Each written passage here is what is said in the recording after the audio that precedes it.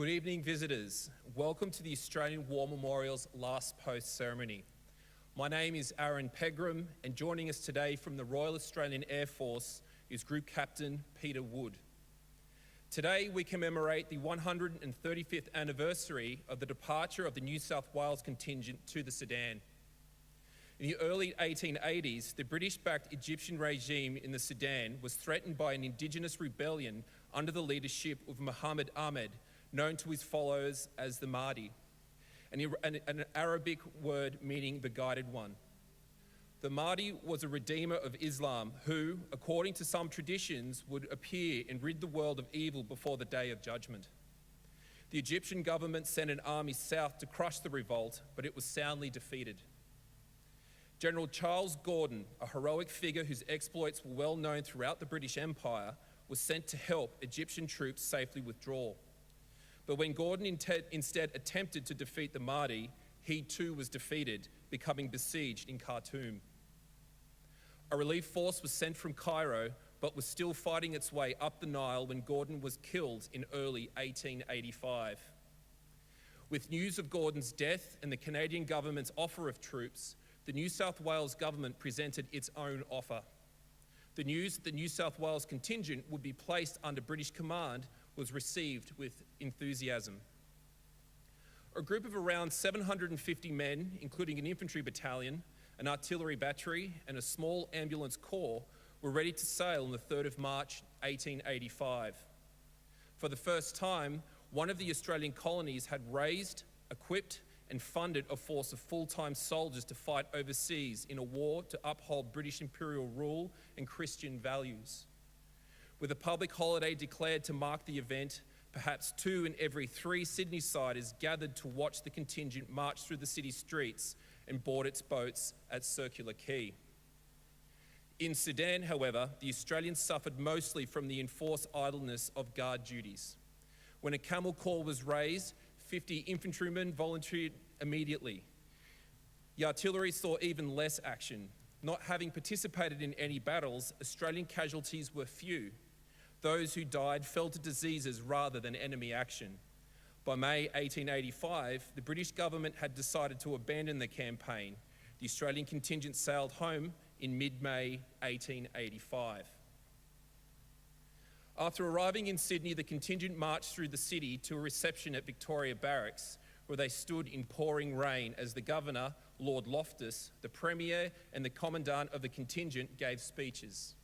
It was agreed that no matter how small the military significance of the Australian contribution to the adventure, it marked an important stage in the development of the colonial self-confidence and was proof of the enduring link with Britain. Today, we are honoured to acknowledge Lieutenant General Darcy Rogers, Defence Threat Reduction Agency, Department of Defence of the United States of America, as well as Mr. Sahib Puli Jaiman bin Suleiman, Acting Undersecretary, Policy and Strategic Planning Division, Malaysian Ministry of Defence. Brigadier General Haj Fadzila binti Haj Abdullah, Director General, Directorate of Education and Training, Malaysian Armed Forces Headquarters, and Group Captain Gretchen Fryer, Australian Defence Advisor, Kuala Lumpur, and the accompanying delegation. We are honoured to acknowledge Mr. John King, President of the Return and Services League Club of Australia, ACT branch. We are also honoured to acknowledge the International Defence Conference delegation that is joining us this evening. We welcome the veterans who have served, those who are still serving, and the families that love and support them. We acknowledge the members of RSL Services Clubs Association, RSL Victoria and RSL Queensland who are watching the broadcast of this ceremony live across Australia. During this evening's ceremony, wreaths will be laid at the base of the pool of reflection by visitors and students on behalf of the following schools. From Victoria, Geelong Grammar School, Middle School, Corio, St Mel's School, Shepparton South, and Wilmot Park Primary School in Craigieburn. If you are able, please stand and join in singing the national anthem.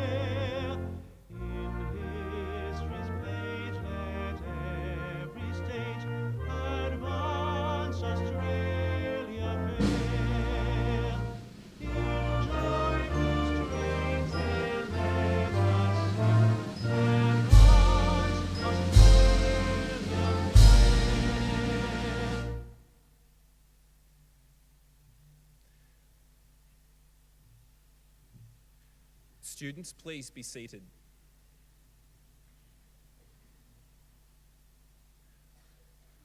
The Australian War Memorial was the vision of Charles Bean, Australia's First World War official historian. Bean landed with Australian troops on Gallipoli and stayed with them at the front through to the end of the war. The idea of this national memorial and museum came to him at Pozières in France in the depths of the bloody fighting of 1916. Bean's idea was that this would be a place where families and friends could mourn loved ones buried in faraway places. It would also be a place that could help all Australians understand what these men and women had endured and what they had done for us.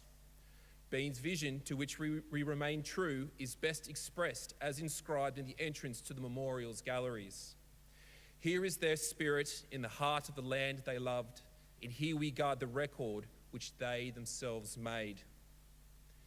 Tonight, we will read the story behind just one of those on the Roll of Honour, which lists the names of more than 102,000 men and women who have given their lives for us in war and on operations for more than a century. But first, we present a lament, Flowers of the Forest. Wreaths or floral tributes will now be laid at the base of the pool of reflection.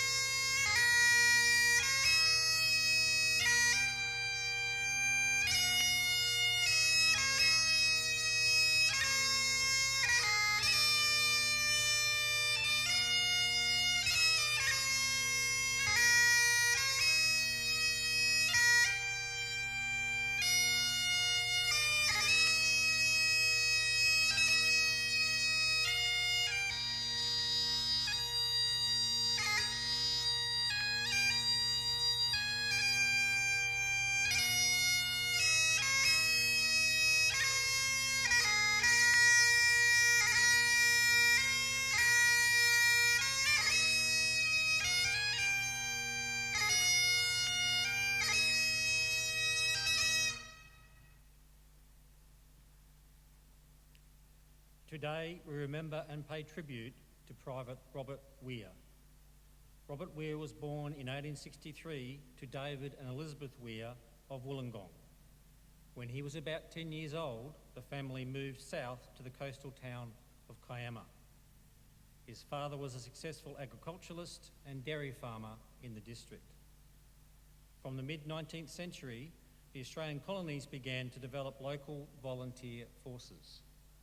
When the British Army garrison left New South Wales in 1870, many settlers began to feel that they should depend upon themselves for defence.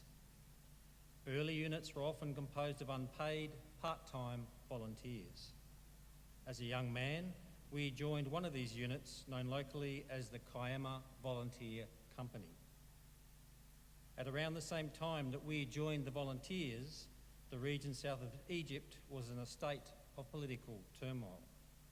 The region was known as the Sudan to the British, and a British-backed Egyptian regime was nominally in charge.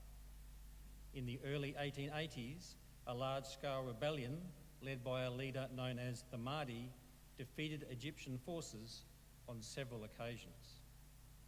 The popular British officer, Major General Charles Gordon, arrived to advise the Anglo-Egyptian forces, but was besieged in the town of Khartoum late in 1884. In January 1885, the town was captured by Mahdist forces and Gordon was killed. In the aftermath of his death, the New South Wales government offered to send a contingent of infantry and artillery to support the British forces in Sudan. Weir announced his intention to volunteer for the contingent. Concerned for his son's safety, Weir's father implored him not to go, but to no avail. Weir sailed on the transport ship Iberia as an infantryman of D Company. The contingent of nearly 800 men set sail from Sydney in early March 1885. The contingent arrived at the Red Sea port of Suakin at the end of March. Almost as soon as they disembarked, the infantry marched inland to confront Mahdist forces at the village of Tamai. After a brief encounter at the village, during which the Mahdist forces withdrew, the British marched back to Suakin. Weir's movements during this time are unclear. The records do not indicate whether he participated in the march to Tamai, but if he did, he probably did not leave Suakin until after the unit's return to the port city. Having fallen ill with dysentery, he was cared for on board the hospital ship Ganges in port, but he died of the illness on the 1st of May 1885. He was 22 years old. He and New South Wales artilleryman gunner Edward Lewis, who died of illness some days later, were both buried in a grave at Suakin, marked with a small obelisk. In Australia, the soldiers of Robert's unit from Kiama raised money for a local memorial. After a large public ceremony, the memorial was unveiled in 1886. Private Robert Weir is listed on the Roll of Honour to my right, one of 9 Australians who died while serving in the Sudan campaign. Of the 102,000 Australians commemorated on the Australian War Memorial's Roll of Honour, his name is the earliest recorded entry. Robert Weir's photograph is displayed today beside the pool of reflection. This is but one of the many stories of service and sacrifice told here at the Australian War Memorial. We now remember Private Robert Weir, who gave his life for us, for his country, and in the hope of a better world.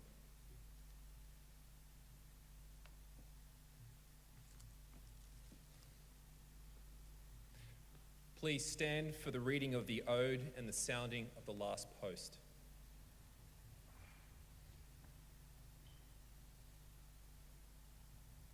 They shall grow not old, as we that are left grow old. Age shall not weary them, nor the years condemn. At the going down of the sun, and in the morning, we will remember them.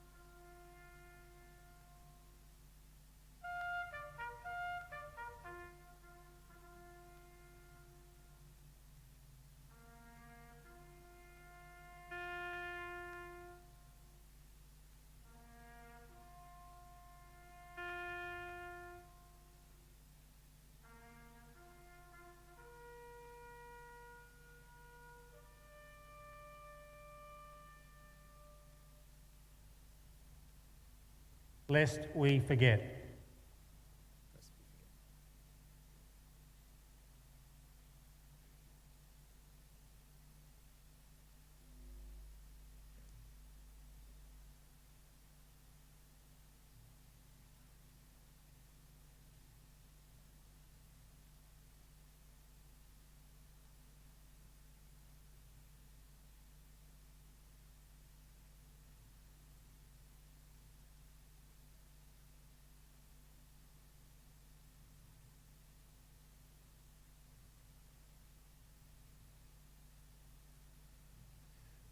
We leave you this evening with the words of the memorial's founder, Charles Bean.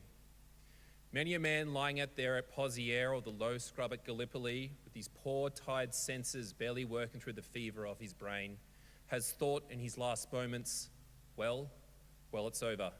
But in Australia, they will be proud of this. Ladies and gentlemen, students, that concludes the last post ceremony. We thank you for visiting the Australian War Memorial and wish you all a very good evening.